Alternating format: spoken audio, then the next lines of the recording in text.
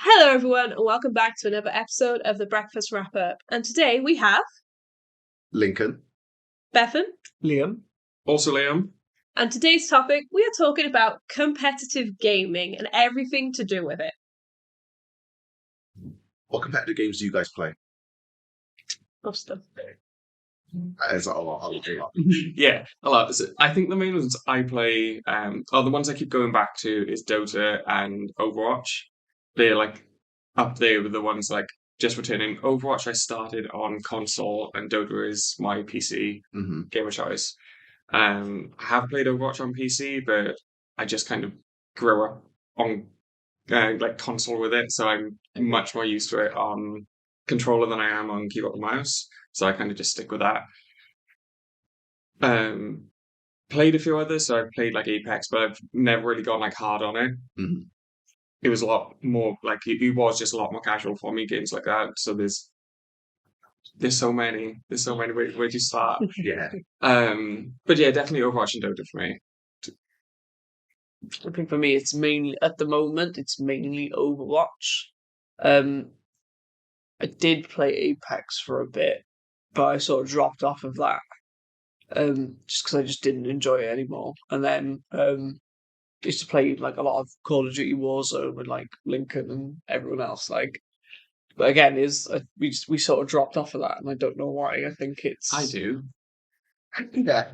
With Call of Duty and stuff. Yeah, no. We dropped off on that mainly because lockdown was ending. Yeah, that's true. Yeah. We were very heavily into it in lockdown. Okay. I think it just got a bit sweaty as well, didn't it? Yeah, Call of Duty's like Warzone. When it started, it was like everyone was on it, so it was quite chill. Because I remember when I was playing Warzone, I was like just going up behind people, and you would see people like crouch walking backwards out of a house. Yeah. And I'd just be there like, oh, I'm gonna execute that guy. I'm gonna come up and execute that guy immediately. But then like I think took like maybe 6 months because they started off and it was like season 6. It rapidly approached season 6, and when we hit season 6, that was when everyone was using the best sniper rifles that could one-shot you from across the map. And then afterwards, I was like, nah, I'm just going to the multiplayer because everything's quicker there. Yeah. And then lockdown was ending, so there was just not enough time, and there was no way it was sinking so many hours into it. Yeah. You played much of the new Warzone? Bit. We've dabbled. Yeah. We went onto it a few times. I got like a few gripes with it, which I'll get into. I was waiting for, because Beth, I know you play Overwatch. I play a lot of Overwatch. I don't actually play it that competitively, like I don't go into ranked a lot. Just because I don't care for it, but I do play a lot of ranked Apex. Just because I find that climbing system is a bit better, personally. Yeah. A lot more rewarding. I don't play League of Legends competitively, I just play League of Legends, which in its own right is competitive, I guess. But apart from that, I don't think I play anything else really like in a ranked league at all. Because obviously, like I only dabbled a bit in Call of Duty with you guys. I actually deleted it because I needed space for an Apex update. Fear that file is huge. It's big. Original Warzone Yeah. is 280 gigabytes a It's peak, I think. insane, isn't it? So Apex updates.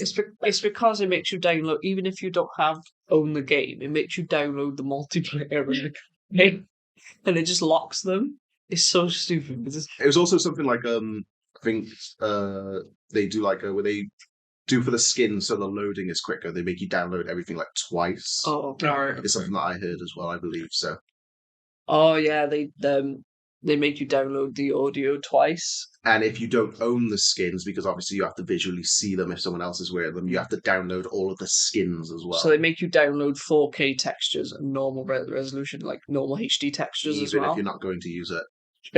So it's just so basically it's more with the audio though. Mhm. It's so they don't have to compress your audio, they just give you the crapper audio file. Yeah.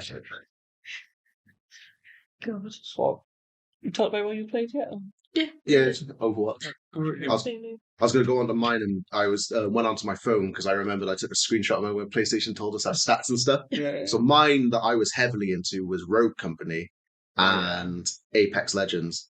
During the year of lockdown, my top games of 2021 was Rogue Company, which I spent 770 hours on.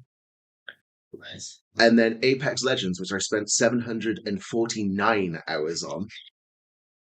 All of that on ranked for both of them. Oh, God. Grinded them hard. Bro, you need to chill. Like, I went off-road company, and all of the hours then was dedicated to nothing but Apex to climb up to Diamond. I got there. It was so not worth the stress. Got to Diamond, and I was just there like, yeah.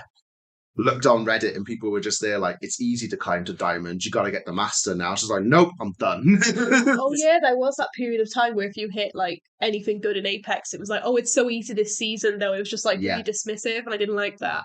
It was like it was still the point of where like Diamond players were the top 20% of Apex. And during the point where it was easier, it was still only the top 21% of Apex. So there was an additional 1% that scraped in, and everyone was just immediately there, like diminishing everyone that got to it. So I got to like Diamond 2, and I was just there like, I'm not going to try to get to Master. Because I got a feeling I'm going to get to Master, and people are going to be there like, that's not even good enough. You're not top 500. Don't understand it with Apex. This is more the mentality of the actual community than the game itself. There's certain, like, people shun people who free stack. Yeah. It's a team game. If your friends play it, you're gonna play with friends. And I keep seeing pros who are like, oh, there was a free stack. Yeah, they're playing together, so what? Yeah. Just because you got decked by them, because you went solo, that's your poor choice. In case anyone is wondering, a 3 stack is when 3 friends play in the same party together so they can communicate. Which is part of the game. Instead of playing with random people. The annoying thing I have, and that's more to do with the Apex's matchmaking system, is when you see a free stack of Apex Predators. Yes. And I'm queuing with my girlfriend who's bronze or silver. Yeah. And I'm diamond. And then we get paired with a random who's like also like a silver or a gold. And I'm there like, we immediately get hit by somebody. And I'm there like, that's a full stack of Apex Predators. And they're like, why? And I'm like, that's an R301 going off from 1,000 meters away. And he's hit, out of the 20 bullets, 15 of them on me. And I'm playing one of the smaller characters. The guy's cracked.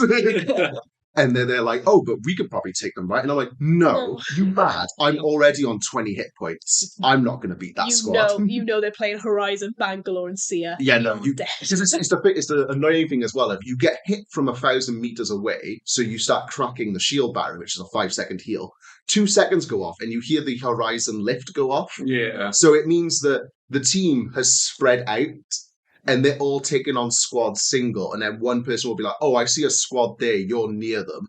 So they'll crack one and be like, I've cracked one, and then the other team will then just jump in with just the 2 of them. Yeah. While the other one is miles away. And I was there like, it's stressful. That's when free stacking on there. But that's the matchmaking system, not the fact that friends are stacking. Yeah. That's not a problem. Like you said, it's a team game. It's just the matchmaking system sometimes it's just really, really bad. It makes me laugh though, because it's the pro players who always like complain about free stacks, and yet when they free stack when they go to these comp games, like to Apex Global Series, they're free stacking. I'm like, you're a hypocrite. Yeah. You're literally doing what you're complaining about. Yeah, I don't understand, and they all practice together as well. It's like, well, just because I don't have an org in front of my name means I'm trash for free stacking. Yeah. Literally. The problem with like matchmaking that you were talking about is the same in Dota. So in Dota, if there's no restriction, there's no like, when you party up with somebody, there's no like cap on the difference. Yeah. So you could have like a Herald one, so like bottom of the ranked tier, paired with like a Crusader, which is sort of like kind of mid tier, joined up, and then they kind of like average out. So you'll be up against other people and paired with people sort of mid throughout. Yeah. And then the Herald just gets boosted through that. And it's not really true reflection. And the Crusader will just like walk over people and like destroy their lanes. Yeah. And I think it's the same in Apex. But in Overwatch, there is a cap, isn't there? There is a cap. I think it's 2 different levels. Yeah. So they actually only let you party with people that are sort of relatively close to your own rank. Oh, cool. Is that for Overwatch 2 as well? Yes. Surprising, because I know with Apex, the devs basically say that they won't put a cap on because then the wait times for matches will be a lot longer. Yeah. And I'm there like, I wouldn't mind waiting a minute if I knew that the team was going to be very balanced. Yeah, that's it. Yeah, if I knew that the team was heavily the same skill that I am at, then I'd be fine. Because again, like sometimes I'll just be there like loading up, and they'll be there like Lincoln Prestige 1, like rank 50, gets paired with newbie rank 117, and I'm looking at the team like, why are you here? And I'm just there like, all right, cool. We should like go over here and like start defending this area because the fighting's over there, and they run off ahead, and I'm just like, oh no, oh, we're gonna lose this one. Yeah. I think matchmaking. I think every competitive game struggles with matchmaking. It's really hard. I think it's like that aspect of sort of putting the game together is so difficult to get right. Because I think like Fortnite got it wrong for a long time. I think it's a bit better now. But like I said, Dota gets it wrong with the not having caps on parties, so you're just getting people boosted. And can we just talk about Smurfing? Oh, Just address yes. It is kind of bad sometimes. drives me insane.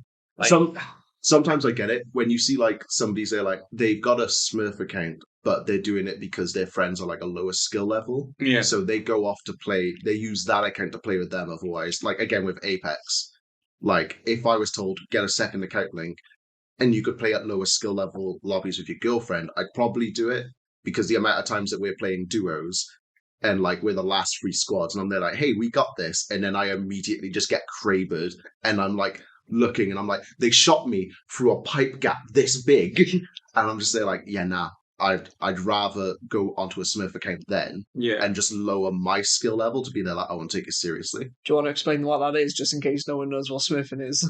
Oh, Smurfing is when you get your you get a second account and you go into lower level lobbies and dominate there because say like you get to diamond or a really high skill level and you're now up against everyone who's the same skill level as you. The game's no longer enjoyable. It's just a power trip, innit? Yeah, so you go to a lower level lobby and you destroy everyone there. It's just to make you feel better, really, isn't it? Yeah, that's why that's why what all it of the that's why a lot of pros were saying that, you know, Yeah. we should get rid of matchmaking, but we shouldn't. We just need to improve it, Yeah. not get rid of it, because getting rid of it would just immediately be there. Like you would go into a match and it would either be you're going to completely dominate because you're going up against nothing but absolute noobs at the game, or you are going to get dominated because you suddenly get paired with the number one player in the game.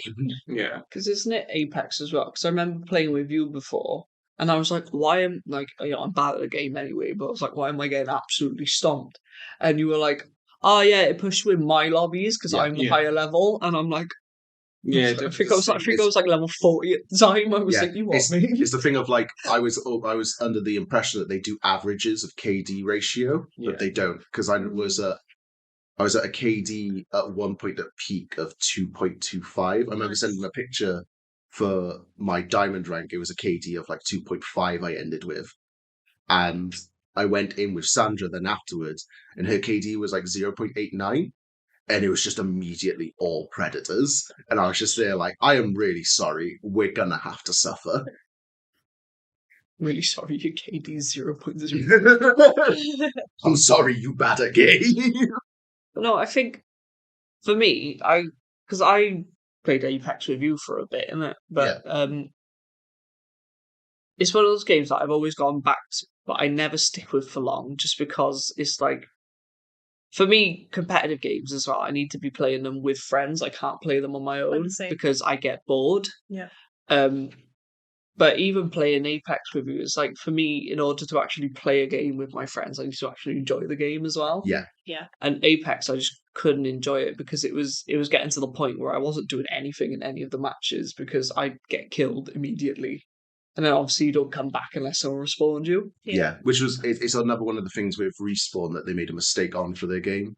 Because in order for you to get the Respawn pass, you have to go up to the death box where they died. Yeah. But you're up against the squad then that killed that player. So you're a teammate down. And then the other part that's a huge problem is once you do the Respawn beacon, a massive ship appears overhead on the map. And everyone knows where. And everyone now knows the location of where somebody is spawning, or two people are spawning if you're in a trios. Yeah. And they have no gear, and there's only one survivor. So everyone rushes it for easy kills. So there's been plenty of times where I've been playing with Sandra, and say like I will get jumped by a team and die, and she'll be there like, "What do I do now?" And I'm like, "Don't bother trying to go for my Respawn banner. don't bother, because you bring me back with no gear. I'm not going to do anything. I'll have to run off to find a weapon, and she'll get knocked and she dies. And then I'm just stuck there with a really bad pistol and white armor, and it's like final circle. And I'm like, I'm not doing anything here. Just like the thing that does me as well is obviously I understand this is like a thing in Battle Royale in it, but obviously you die, that's it, innit? Yeah. But like that's the reason why I like Warzone. Because in Warzone, I also found I could also like get kills in Warzone as well. But like Warzone, you go into the Gulag afterwards, and it gives you, as long as you win your battle in the Gulag, You get one more shot. you get one more shot to go back into the Warzone. But that means then, if I die, I get to play the game more in the Gulag, and I get to fight in the Gulag. And if you win, And then if I win the Gulag, then I get to play the game then. So there's 3 levels to that, basically. Mm. If I lose the Gulag, I still got to have a firefight with someone, you know? But it's just like, and also it's, I find maybe 6 out of 10 times maybe I'll win the Gulag fight and I'll actually get to respawn. Yeah, again, So that means out of every 10 games, 6 of them I get to carry on playing. the And that's Gulag, fine. Like, the Gulag gives you the system of it rewards you for playing the game. Because if you die, they're like, you get one more shot. And then if you win, they're like, well done, you get to play the game more. Instead of booting you straight back to lobby. it's also, I'm not putting pressure on my teammates then as well. So like, you know, because if Come get me. if I feel like crap because I've just died and I'm like, oh, can you like come respawn me or something? I don't feel bad about it in like Warzone because like if I can actually win my way back into respawning, then I'm like, oh, okay, you know, they don't have to come get me. If I die again, then yes, it's on them. Come get me, like, you know. But it was again, I think that's one reason of why we all were playing Rogue Company a lot, was because in game modes like extraction and stuff, because it was like one life modes. Yeah. It was, you would still get the info if like your teammate went forward and they died. You'd be like, oh, there's at least one, or if you heard 2 or 3 guns go off, you know where 3 of the 4 enemy team members are. Yeah. So the death gave you at least info. In something like a Battle Royale, a death gives you nothing. You were immediately down. it's like in Rogue Company though, there was at least rounds to that. So like, if you died each round, you couldn't come back. But you had like, to wait like 30 seconds for the next match. The next round, like, as well as it like 5 rounds of the game. Yeah, something like that. Yeah. Best of 5 at the very least. I just remembered when I played COD, I went to the Gulag and I had a horrible frame rate. Like, it was laggy as hell, and there was smoke, and I somehow managed to kill the enemy team with a pistol. Shooting through the smoke wildly. Because like I think I was on game track going, I can't see you. I won. Like that's the whole thing why I like the game mode that I like in Apex is arenas, but I'm pretty sure they get rid of that. And Yeah. They're getting rid of it for team deathmatch though. Oh, okay, Which is cool. 6v6 now. Yeah, so it's a bit better. Oh, I'd probably play that then. Yeah. It's just I don't like the whole going into a battle royale and getting sniped from like somewhere that I just never seen. I just didn't see them coming at all, and now suddenly I can't play the game anymore. I need to start a new match. Like a round can be over in 30 seconds. Yeah, I remember saying for Dom, I was like, what would stress me out would be like, oh, I wait in lobby for 30 seconds. You then have to select your characters, which takes 20 seconds. They then give you the intro, which is another 20 seconds. So you're looking at a minute nearly. Yeah. And then you wait, and then it's like, say like you're on World's Edge, it's a popular location where everybody drops. Yeah. So everyone's going to that location, and you're just there like, it's that twist of, do you want to drop there where all of the fighting is, but you're most likely going to die within the first minute? So you just go in, die in a minute, and then you go back to lobby. You got to sit there and wait for a minute to queue in again.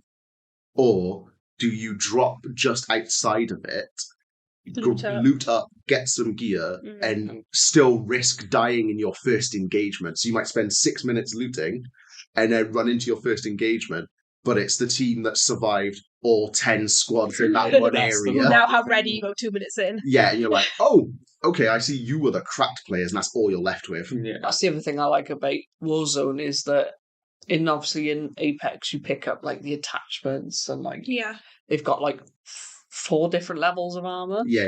Something like that. In Call of Duty, you don't get attachments for the guns. You just find a gun. Yeah, and it has those and attachments. The armor is just all it is you find a vest that lets you put 1 extra armor plate on. Mm-hmm. There's no like different levels of armor. Whereas like when you get like the if you just have some bad luck, maybe the numbers, like the RNG, just isn't in your favor. Yeah. You go around, you do all this loot, and you find all crap, absolute crap. That's all you find all game. And then you go up against someone who's got like a gold weapon ready, shield, and I'm like, I would say, you said about the respawn beacons and all like that. They're actually the support class now in the new update that's coming. Support class can now craft banners. So me as a Loba main, I'm very happy. The crafting the banners won't be so bad. It just doesn't get rid of that dinner bell sort of like feature of it. Oh no, because you hear it's even to the point where I try not to sweat that much, but I will hear that respawn beacon go off. And even my brain is triggered, and I'm there like, we need to kill that team now. And Sandra's like, but I wanted to get that gold attachment over there. And I'm like, no time for attachment. We must fight. Spawn beacons, which are like handy. It's also the case of you've got to call it down, and which everyone knows. It's a huge audio cue, and it has a blue light on it, so everyone's just like looking at the sky. Then it becomes a green light, so everyone knows there's now a respawn beacon on the map. And then you've got to respawn, and then the ship comes. It's like double what a normal respawn beacon would do. Yeah, because it does it in Call of Duty. It lets you know when someone's dropping in near you, doesn't it? But it's literally just you'll hear if somebody does the respawn near you. I think this is the old Call of Duty Warzone. You'll hear a like a flare shot going off, but that just means that somebody's used the thing near you. You don't know somebody's dropping in until they're like, we'll say like 60 meters above you. Yeah. And then you get a call in from like a radio operative that is there like, you got enemies dropping into your location. And that's just somebody's dropping in right next to you.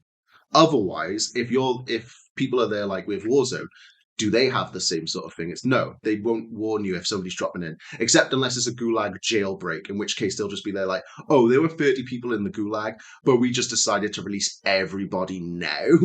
That's when they'll be there like, everyone's dropping now, just so you know. Yeah. So why do you keep coming back to competitive gaming? Like, what is the draw for you guys? For me, it was I really liked, when I was young, watching all of the montage videos of all the people that had like skilled moments and stuff. And in single player games, I felt like, until I started watching some people with single player games, because I saw like, there was one guy called like Rabbit, and he was like doing some like Witcher 3 stuff, where he would be doing no hit runs against bosses, and I'd be like, these guys are skilled. I love challenge run videos. But when you like anyone that was like, who would watch like the music videos of where people would do like, Call of Duty sniping montages, but it's Linkin Park in the background. I would watch stuff like that, but that's so cool. So when I got into competitive gaming, I was mainly just trying to make clips. Yeah. But it then got to a point of where it was, I enjoyed the sensation of winning. Yes. There's like the moment the winning sensation comes in, I just got addicted to that. Because there were like times of where Sandra was watching and she'd be like seeing me with like the Havoc in Apex, which is like an assault rifle with heavy recoils. If you hip fire it, you're not hitting your shots. Yeah. But she then saw me see like one person on like an elevated position. I used an Octane jump pad to jump up to them. But as I jumped up to them, I hit the roof. So it wouldn't increase me, it just shot me forward. Yeah. While shooting forward, I just hip fired while going over an electric fence and hit this guy behind it and hit all of the shots. And she looked at it and was like, that is amazing. But it got to a point where I was just not registering that any of these things were good. Yeah. Of where she was there like, oh, you just killed 5 people in a minute on Apex. Yeah. And I'm like looting and going, we need to get to the next fight. Yeah. Because I wanted to get that next win. No time for praise. No time for praise, only wins. And that was it. So it was that kind of addiction of just going from win to win. We got into a debate about it, didn't we? Because you were trying to explain to me, you were like, because I think it started with like Sekiro, you were like, I play a game, once I reach a point where I don't think I can get any better, I stop playing. Yeah. And I was like, why? I was like, do you just not enjoy the game anyway? I was like, do you just not find the gameplay fun? You were like, well, no, I just want to be good at the game. And I'm like, I don't understand you. Yeah, it has come to a point recently of where now I haven't played Apex for a while. Yeah. Because I think one of the addicting things was I bought the Battle Pass and I was like, I need to finish the Battle Pass because I spent $10 on it.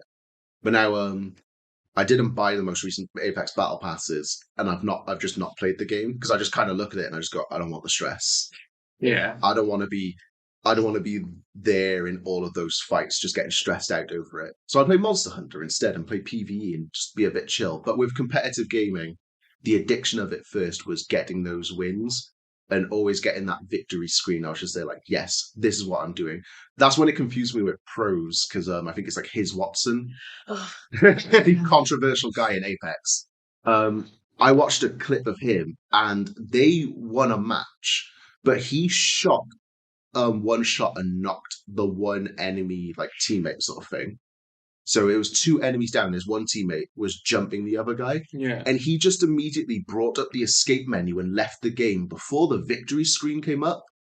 And it's a point of where, like, some of these pros, the victory screen doesn't have a chance for it to fully come up. And they just immediately leave the match. And by the time, say, like, if you got killed by them, because it's like a bug sometimes where they lock you in, if you're second place, you have to watch it. Yeah. By the time you come out, they're already in the next game. And it was at that point that, because when I'm saying I'm doing it for the addiction of getting the wins, it sort of makes sense. You get the victory screen, you're like, yeah. It's accomplishment, isn't it? Yeah, you see your stats. Validation. Yeah, 4,839 damage and 17 kills. You're there like, look at that, I did good. And you look at your teammate, 1 kill, 200 damage. You're like, look at you, you did bad. But then seeing them, and them just being there like, oh, I'm not even going to bother going to the victory screen. I'm just going to go to the next match. I'm like, why do you bother playing? And these are people who literally sit there and play for like 12 hours. It's probably because... It's their job for one thing. It's probably because they're so used to seeing it. Winning. They're like, it holds no meaning for them anymore, maybe. Yeah. But it's one of those things where victory holds no meaning for them anymore because they're so used to it, because they're so cracked. But as soon as they get like killed by someone like that they consider inferior, they're like you need, like, they writing up to respawn. They're like, you need to change this feature in the game. You know what? That was a huge thing in Overwatch competitive as well. There was a lot of pro players, not necessarily who were on esports team, but pro players who. Yeah, and I'm not going to name one, but there's a very well-known Widow player who, if he got diffed, he would immediately report the enemy Widow for cheating. And I would watch the clips like, no, you just had really bad positioning. Yeah, like you got diffed. That's it. You got diffed. They're not cheating. You were just bad, but you can't take that you were bad. And there's another one as well who was on an esports team for Overwatch, who is very famous for his rants and getting mad, who would also report people who were better than him. And I'm just here like, no, report people. Like, I reported someone yesterday because they were using racial slurs. Report people for that. Not because they're better than you. Like, it even says on Overwatch, if you go to report someone for like gameplay sabotage, it says this is not for just if someone's bad. You know, just in case, you know, they play it less than you expect. It's like, oh no, are they just like emoting in the corner? So Tangent from what you just said though. Toxicity in competitive communities. I'm a woman. So bad. You get it. I get it. Casual. It's so bad. And I get why the community, like, I understand it. I understand, like, the frustration of losing and, like... Oh, yeah, no, 100%.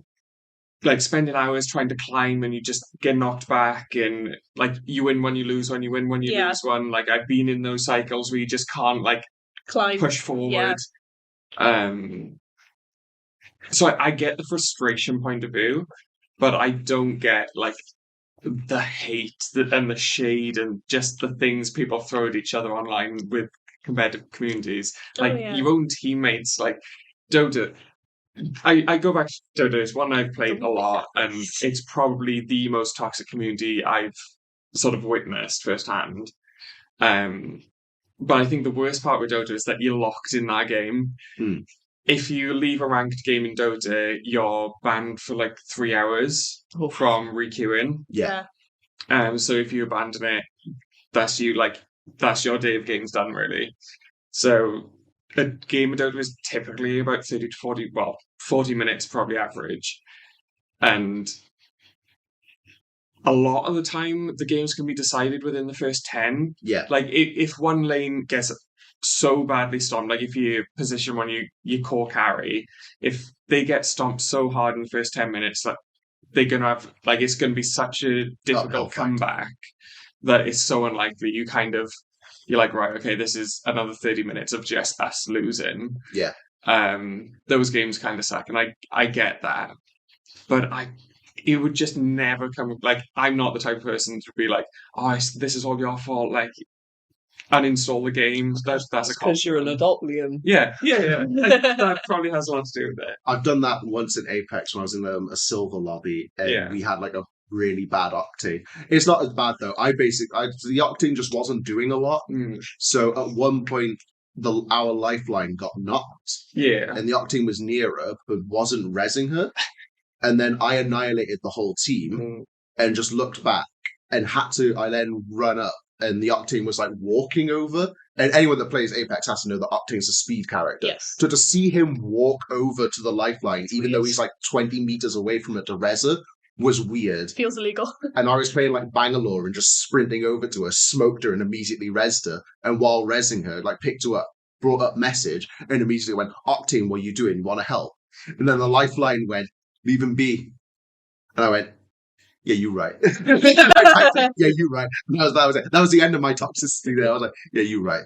It's not good to be like shouting at the team while the match is still going on. But do you think that like level of toxicity that we see like deters people from wanting to get involved, or like if it's like the first time and like really sort of like it's more detrimental to competitive communities to have a toxic community like that?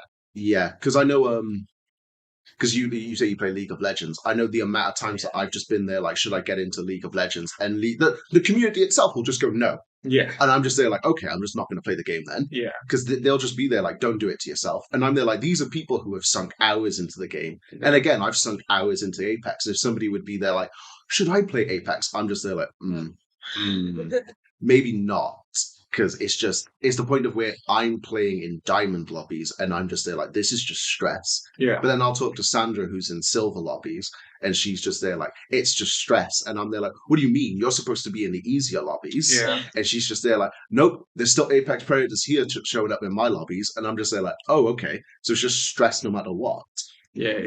It makes me laugh as well. Like, it jumps back to like the pros not willing to accept that there might be somebody better than them. Yeah. But you see it in like the lowest skill levels. Yeah. So like Dota again, like go back to Herald 1.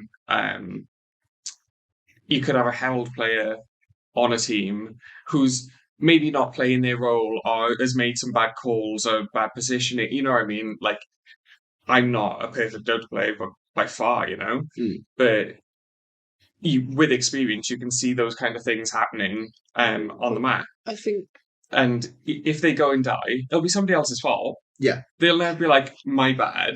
Do you know what I mean? Like, I make bad calls. I play, typically I'll play Dark Willow. She's my sort of go-to support character in Dota.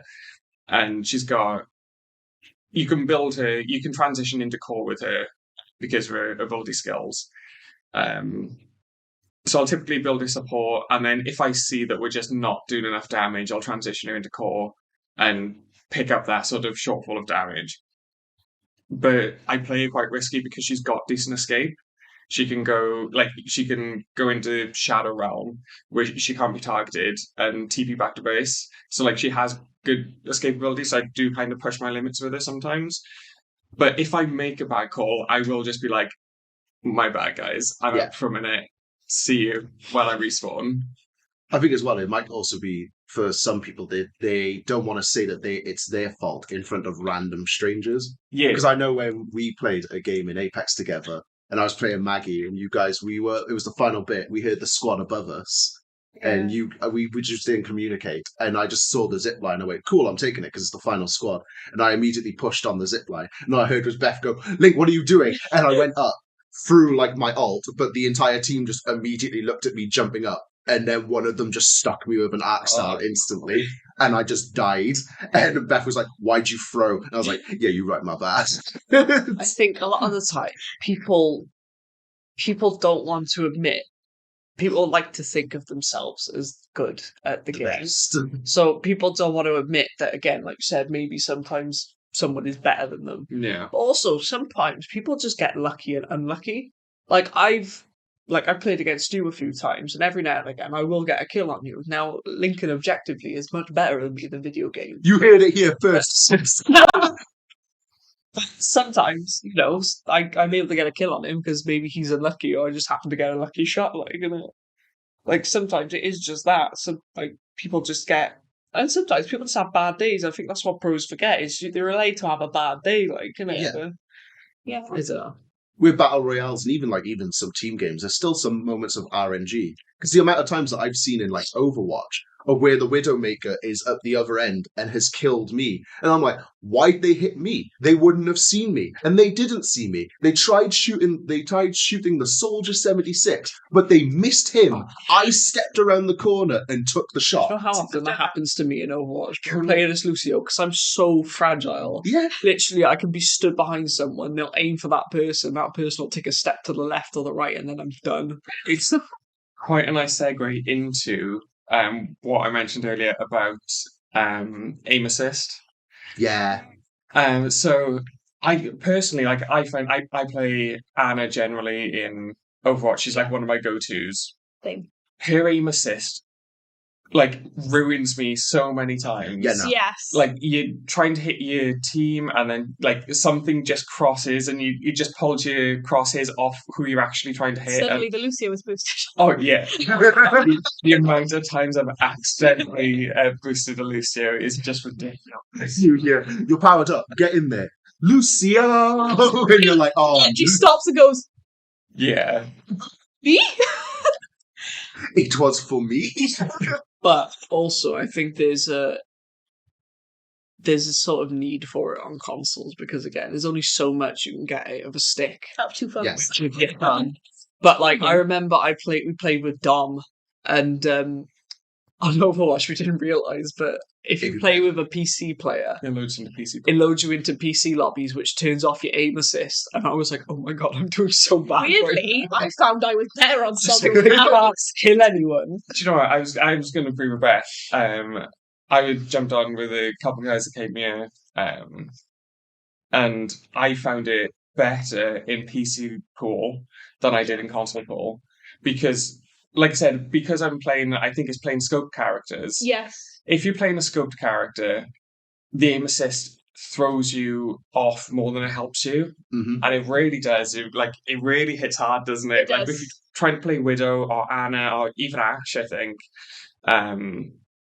it just messes you up more than it actually helps. Yeah.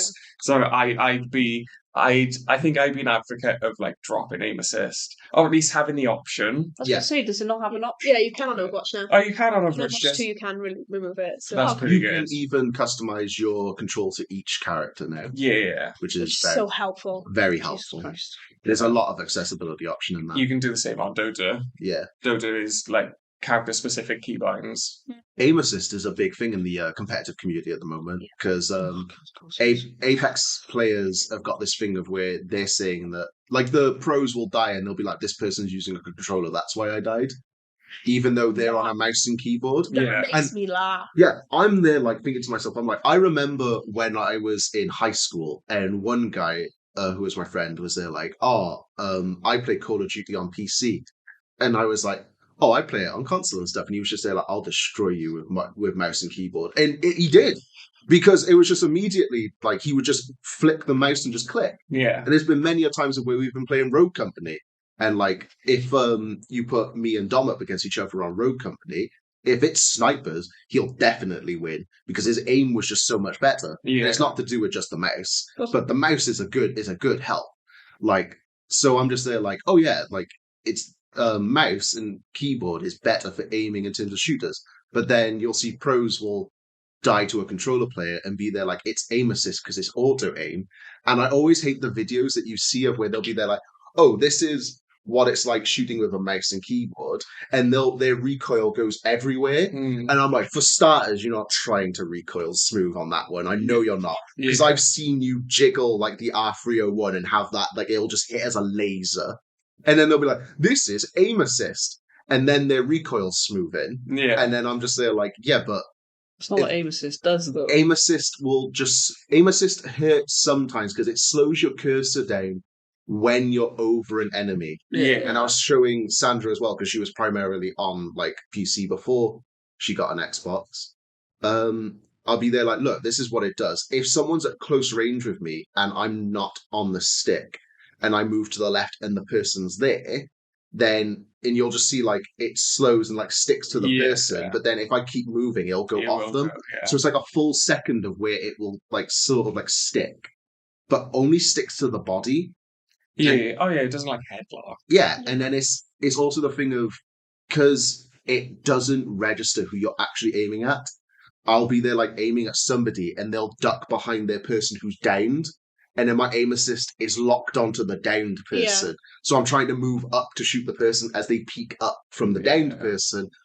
And immediately I'm slowed to half of my aiming speed. Do you know what I love? You get these pro players, specifically Apex pro players, I will say as well, who complain about aim assist controller, and then they go to Apex Legends Global Series using a controller on PC. And I'm like, hang on. The thing is as well, with a controller, obviously you've got like you're just using your thumb in it to do the stick. Whereas in like such a tiny radius as well. Whereas when you've got a mouse, you've got your whole arm. Yeah. Aiming it. And if I wanted as well, I could just slap a giant mouse pad down and I could have a whole table's range of movement. Yeah. Yeah. Might not be practical, but you could. But I think that's the whole thing, is like you do kind of need it. It's not, most people need it. You do get people who are absolutely cracked on controller with aim assist. Yeah. But like it's one of those things where I think if you're just starting out or you are playing it casually, I think it is something that you need, because I know I definitely need it.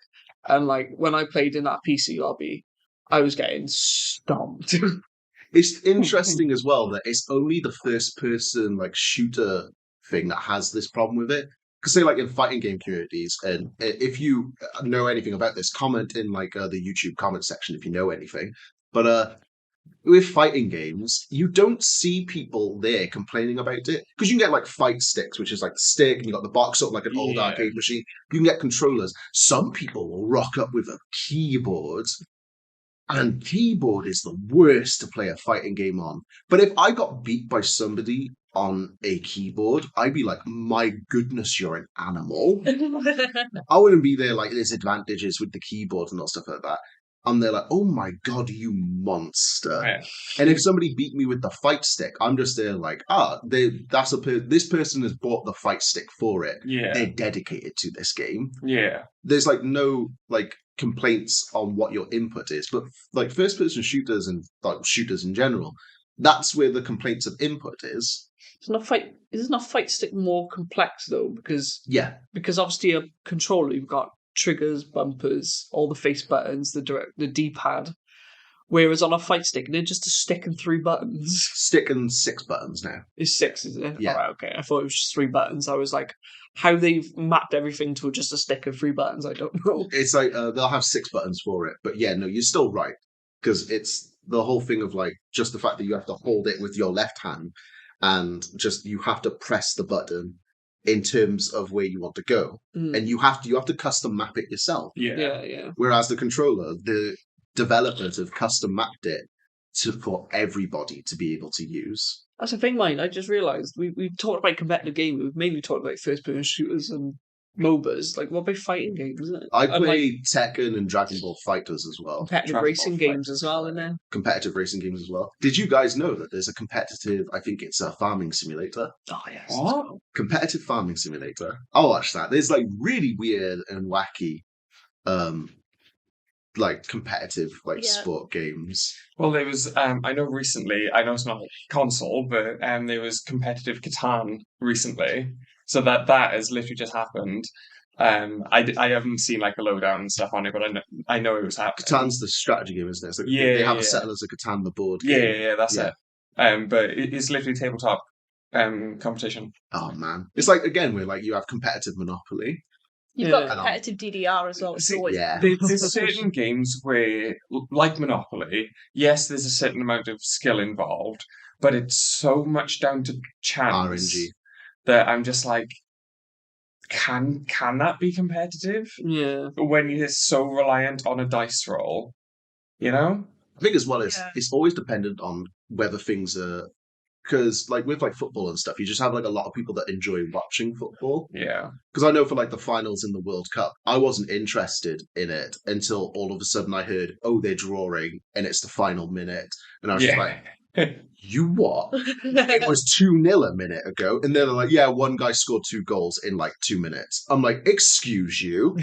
This is anime stuff now. I must watch. This is interesting. Yeah. I was like, hello, I am here now.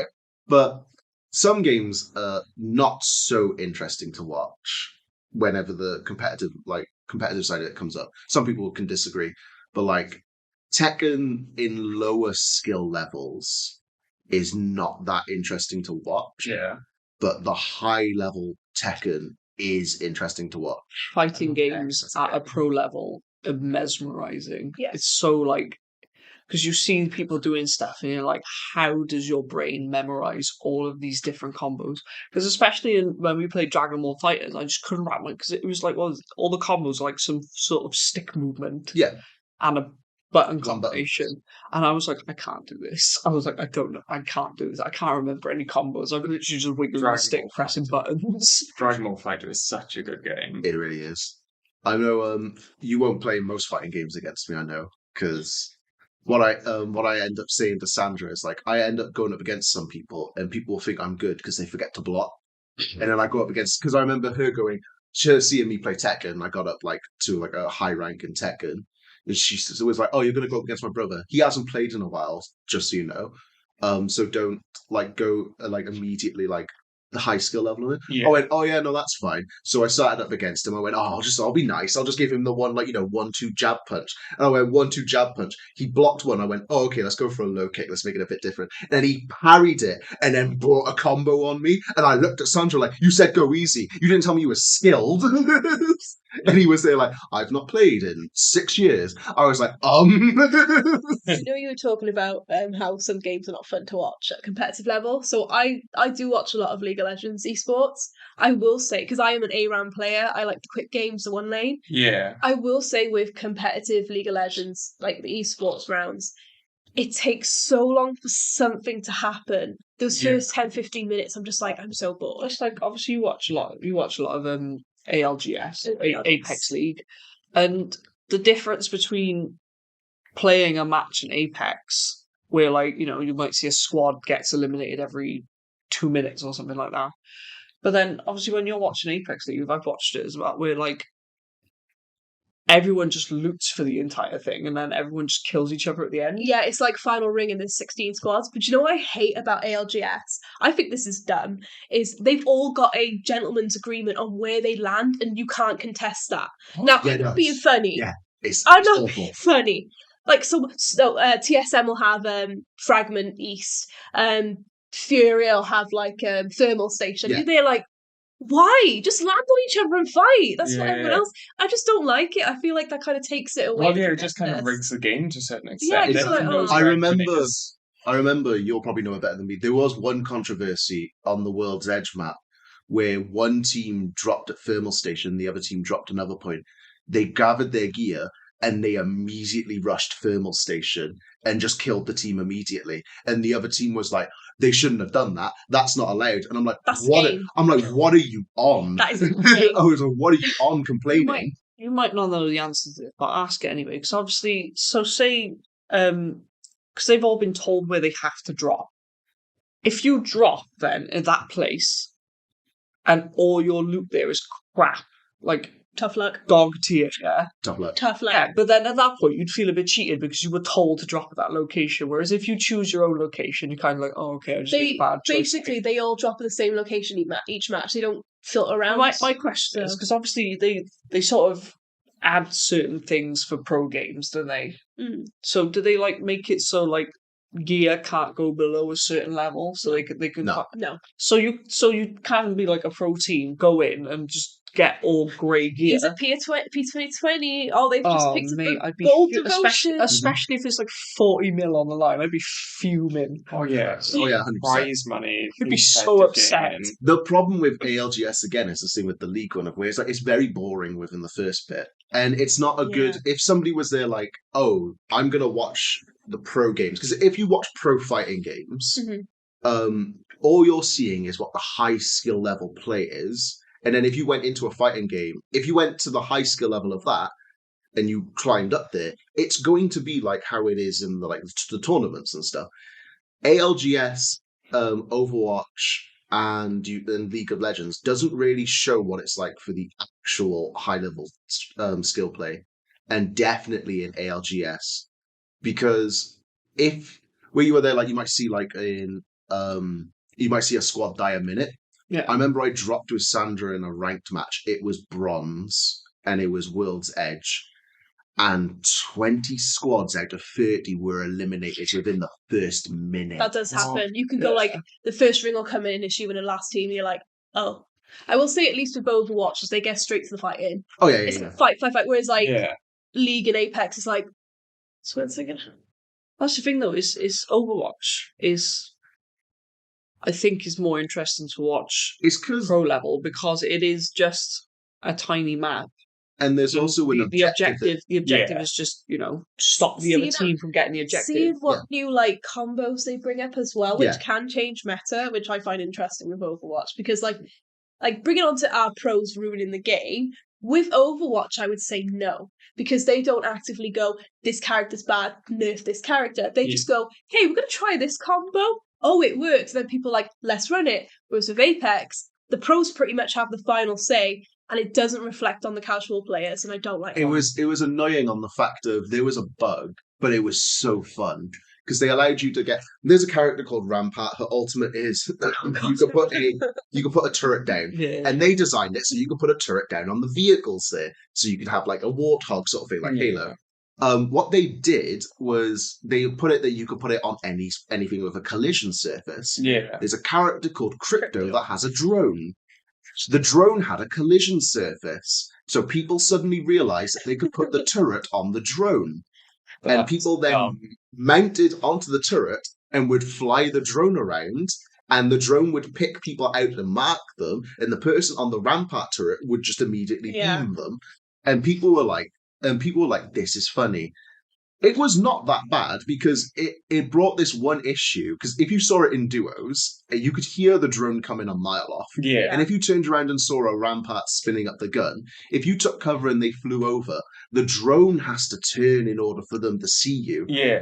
The drone had like 2 hit points back then. Yeah. So Alright. one bullet would immediately make that Rampart fall off. All right. Okay. And that Rampart was on their own. Yeah. So if you died to it, you would just be like, ha, funny sort of thing.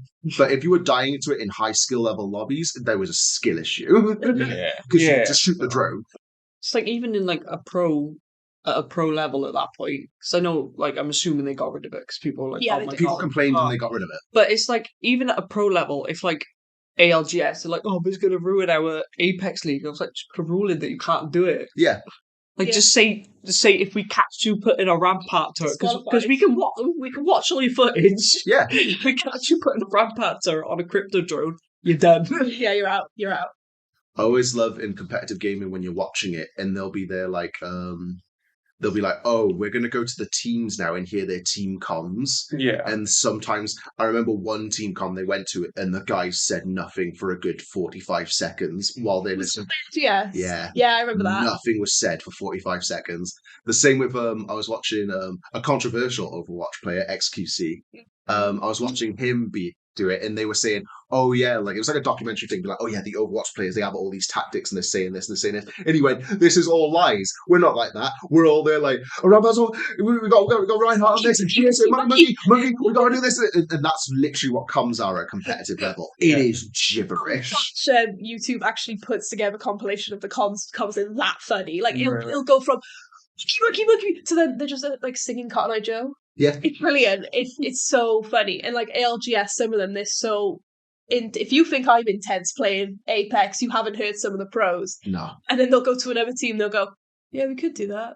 Should we stay here? Yeah, all right. I think it was one of the ALGS team players of where it was funny when they went to their comms and all you heard was that team because they realized they had a really good position. They went, hey, yo, what's it like knowing that we just won the ALGS? 2 minutes later, they won because they saw everyone fighting. They knew who was left. They knew their position and they were like, oh, we got this. That's great. And they had won it. One of my favorite ones from ALGS was his team, and they were like, "Oh, we're dunking on him. Oh, we're gonna kill him all." They got killed, and I was like, "Oh, cute." Love that. I think it was before. I'm not sure if we brought it up. We probably have, but we talked about it a lot. I know you said you wanted to say about do pro streamers ruin multiplayer games? Specifically, the thing I wanted to talk specifically about that is because we've talked about it before is Halo Infinite, where they, when making the game, because Halo is known for having a really good multiplayer, Yeah, but it's a really fun multiplayer that people can just go in and have fun in it. you can do really wacky But stuff. in Halo Infinite, they specifically consulted pro gamers when making the multiplayer. Hmm. So, and the thing is, just it's not as fun.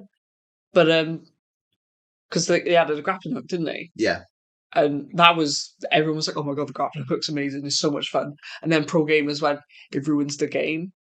Nerf it or take it out or whatever." Mm. And Halo's known for really over the top physics. You throw a grenade at a car and the car just does a barrel roll from air, in it. And it's known for really over the top physics. You punch someone and in the back of the head and they fly off And they were like, "Oh, all these physics are stupid. That's not how we should be playing." And they toned down all the physics. So the game, it's not Halo. Yeah. It's it's just so. Because what they do, did they actually take the grappling hook out, or did they just nerf what it can do? I think I went on it the other day and I didn't. I went on to Team Slayer and I didn't have a grappling hook, so I think they took it out in some. Because more I was competitive watching modes. all these compilation videos of people with the grappling hook, and they were doing some cool stuff. There was explosive barrels on the map, Yeah. and they were grappling the explosive barrel, flinging it at someone, and then shooting it in the air to explode. So cool! What other game can you do that in? Just allow it. To be fair, I was gonna say when you're limited in a game like Halo that much, you might as well play COD. Yes. There's games for that. Yeah. Yeah. There's a game for everyone, and Halo is sci-fi. It's over the top. It's big and fancy, and alien weapons and grappling hooks. So that's what Halo is. I think as well, because we've tried a lot of multiplayer games when they first come out, free to play games. Yeah. And I think a lot of them, especially if you're a new IP, like the new kid on the block kind of thing, you can't. They always tried too hard to make it a competitive playing space, Yeah. for people to be seriously competitive about it. But I think that turns off casual gamers who just want to play a game. I think, And then that leads to them all dying, Splitgate, yeah. What was that one we played? Spellslinger. Spellslinger, yeah, Spellslinger. It was so good.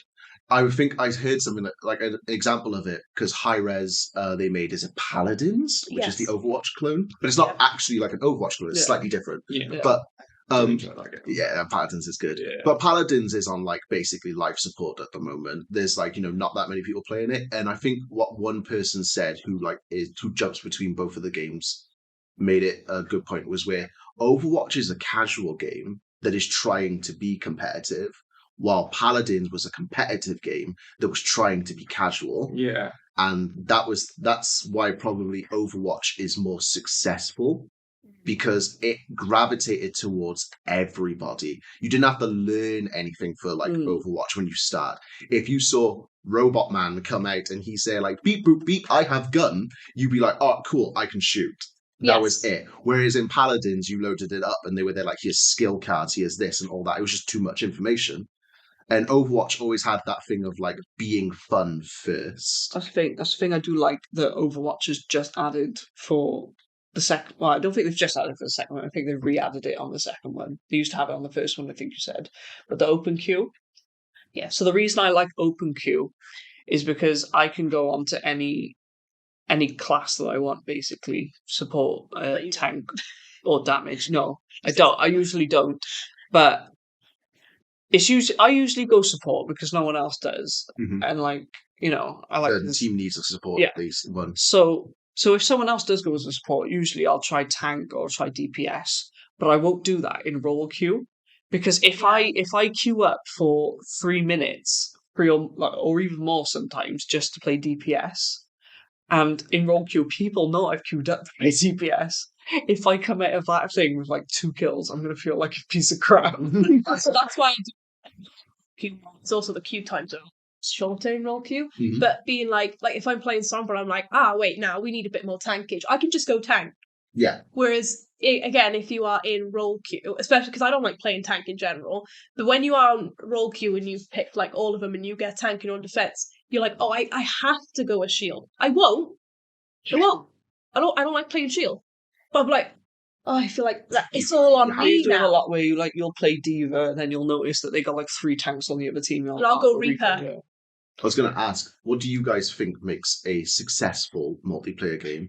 Because what I was going to say earlier was, I think what I like to call I call it anime moments. Like play of the game in Overwatch is a good example Yes. of where you see play of the game and it's like you and like the one where it was a play of the game and I think I was playing Moira and it came up saying play of the game. I went, and then all of a sudden, you saw it was the bridge of Sombra's hacking, and it was best play of the game. And it was still a good play of the game. Don't get me wrong. I will never change that highlight. And I was immediately just there like, oh, but then I saw the play of the game. I was like, oh, that was I fire. was tricked. The same with like Apex gives you that ability to have the anime moment because I've had some of where the team is like down, they've got knocked.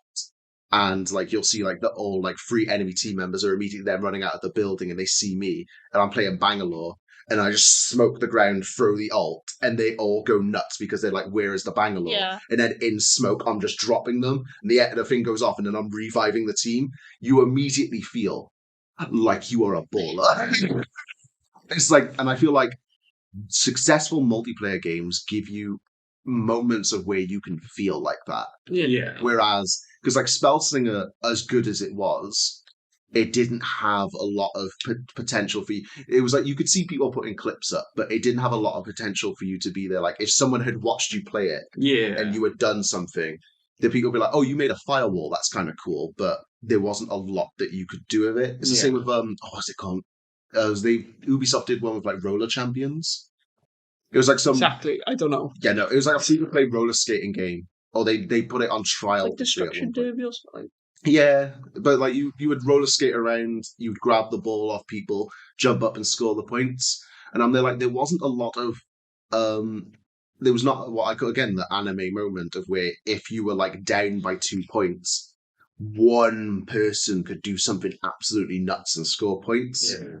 The same with like Call of Duty. If you're playing Search and Destroy and your entire team is dead, and then you always see it, like you see the 3 Days Grace song come on, and then the person pulls out the sniper rifle and just starts dropping people. You're like, this person's cool because it just looks cool. But I think that's what would make a successful multiplayer game is once you see someone playing it and they have that moment if they get into a zone and they just dominate and it looks fun. Everyone will go to it. Yeah. Do you know what I would argue which game is the king of anime moments is Rocket League. Yes. Because I've never not watched a Rocket League video and just gone like, that was just cool as hell. Rocket League's a weird one. I said, like, I'll end up sitting for hours just watching one guy run the same speed trial. Like trying to beat the world record on speed trial. And he'll just be on my phone, like I'm sat on the sofa just chilling, like, I'll just flick through before I go and do something else. And I find a video, it's Rocket League speed trials. 3 hours later, he still hasn't beaten it. I'm still watching it. I'm like, oh, I should go to bed. Why am I here? So like I did, and it's just the same loop. It's essentially the same loop with obviously different commentary as he's like talking about different things and whatnot. But yeah, like I get lost and I think it's fascinating. I agree with you on Rocket League for anime moments because again, like even at low skill levels of Rocket League, is again like you can put that onto like even real life sports with like football and stuff. Because again, the World Cup had that anime moment of where one person just scored a goal through a penalty and then it went to kickoff. And within a minute, that one person scored again. Hero. And immediately everyone was like, oh, I think it's Argentina has Messi in it. Yes. Yeah. So they were there, they immediately were there like, oh, they may not win it. They may not win this one. And it was immediately, everyone was like, is he not going to get the trophy he deserves? It was an immediate story behind it just because of that. So even the same with rugby, like Wales is down by like 20 points. You go into the second half and then all of a sudden Wales just dominates. It just gets you excited because you're seeing like that team surpass something. Yeah. So again, like the anime moment, Goku's down, like, he's not going to beat Frieza. He then goes Super Saiyan and surpasses Frieza. Multiplayer games that allow you to do that. because it's so simple. Because even with CS:GO, they had it down. They like one team is like, they're down on points and stuff. One person just goes, screw it, takes the deagle. Everyone on the enemy team's got sniper rifles, and then person with deagle walks forward and domes them all. And you're just like, this person is king. Yeah. There's no other way you're going to say it. At this moment, this person was the greatest player on the earth. Yeah. And here is video proof of it. The same with fighting games. There's that famous one of where that one person who, like, basically, for those uninitiated, in the original Street Fighter, when you blocked an ultimate, you would still take damage. So one person was on 1 hit point.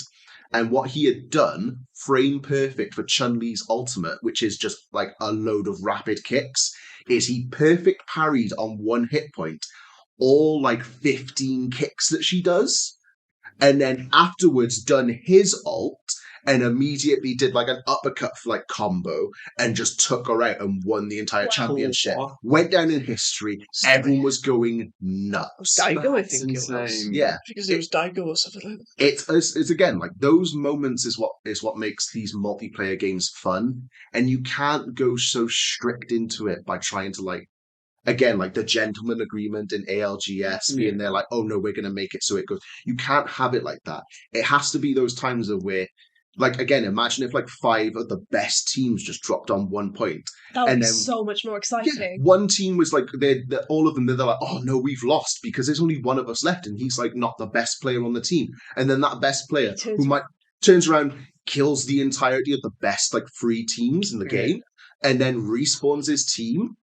And that would immediately be on headlines everywhere. To be fair, like taking it to tabletop, we had our Yu-Gi-Oh! Locals yesterday, Yeah. and one of our players came in playing like rogue tier deck, just not meta, just totally rogue. Game 1 went up against top tier meta deck.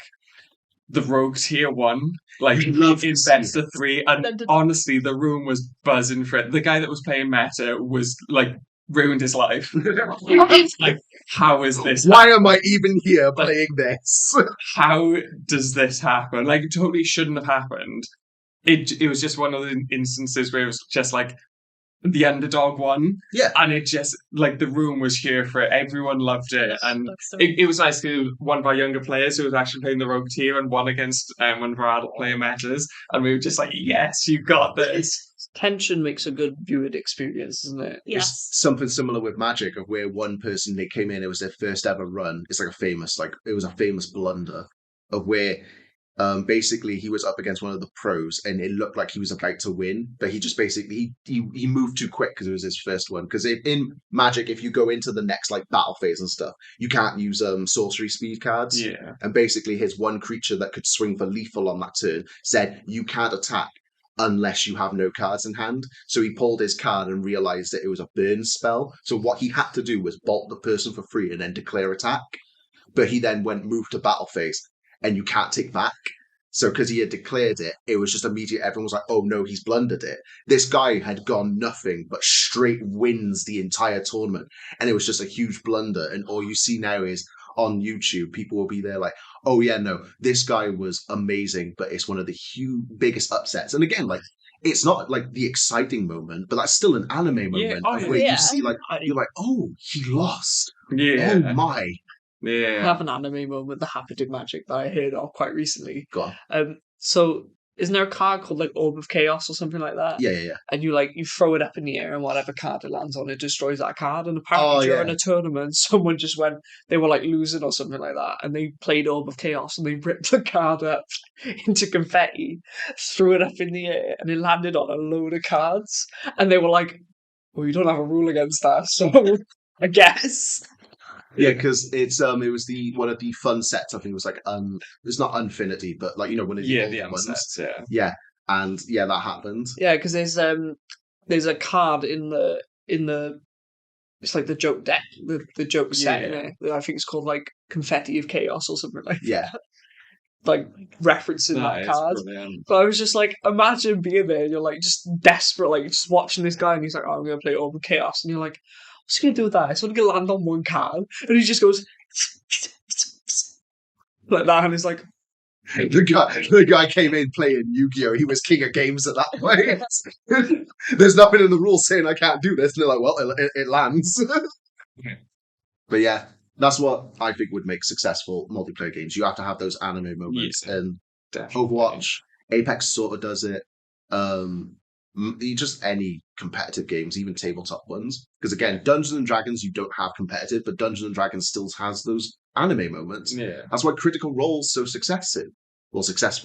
Not just the fact that they have like the voice actors and stuff, Yeah. but because there are those moments of where you get drawn into the game. Yeah. But you'll see like the ones that have failed, they just don't have that potential of where if somebody was to sit and watch somebody else good play the game, they're not there like, oh, I want to play it. Because you can see people play like games that where they're good at, like Dishonored. Like Dishonored has the one where you see some people like shoot, like they do like all these elaborate things, shoot arrow in air, it falls down, it kills someone. All of those are really good, but it takes so much time to do it. Yeah, Whereas a moment of someone making a comeback can happen at any point. Yeah. In order for that to happen, there has to be at some point some form of chaos in it. That's why Halo Infinite's them scaling back their physics is a bad idea. Yeah. Because it would be fun to watch somebody be there like, oh, my entire team is dead. It's 49-49. We need to get one more point, and one person just goes, well, I've got an idea, and they throw a grenade, blow up a warthog, grapple onto the warthog, fly above the map, and shoot somebody from across the map with a sniper rifle. Yeah. If the person who dies to that says, oh my god, that's like cheating, no, you just didn't do it. Yeah. So, but I think that's about all we got time for today. Oh, yes. It has flown by this morning. It really has flown by. I just mentioned an anime moment in the Wololo. So Wololo basically is competitive Age of Empires. Very niche. I don't care. It's amazing. They rent out a castle. They all dress up. It's brilliant. It was like the best guy in the world was up against this guy who had somehow come through the ranks. And usually in Age of Empires, like you go and you attack their ones or whatever. And he had sent, the guy who was the underdog had sent an army up the top of the map all around the back. And the other guy didn't know. And all the presenters going, oh, and then there was also a bit where the presenters were just talking, they were interviewing. They had bats in the castle and didn't realise. So there was a bit where they all just suddenly start going, you can see these bats going out, and I'm like, I'm here for this.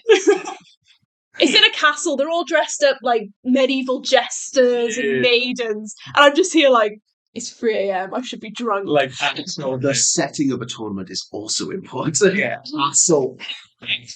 Oh, it's so... I would honestly recommend the Wololo. It goes on for about 12 hours.